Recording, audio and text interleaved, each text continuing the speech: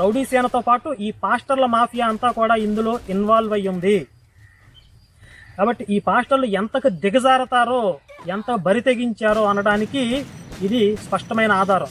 వీడు నన్ను చాలా ఫోర్స్ చేశాడు.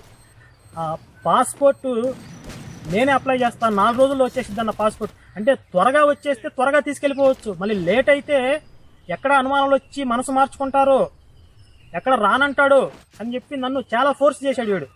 నాకు ఎప్పుడైతే వీడి మీద డౌట్ వచ్చిందో, సరే అలా మనసులో పెట్టుకున్నాను. నేను కనీసం పాస్పోర్ట్ కూడా అప్లై చేయలేదు. ఇంకా చేశాను తమ్ముడు, దారిలో వస్తుంది, రోడ్డు మీద ఉందలే వస్తుందని చెప్పా.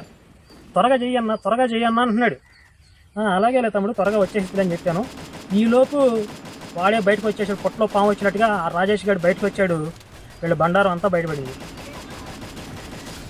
ఇక ఇది స్పష్టంగా ఒక పక్క వీళ్ళ పథకం, వీళ్ళ కుట్ర స్పష్టంగా ఉంది కదా. ఇకపోతే ఈ పథకాన్ని మార్చేసి ఈ కుట్ర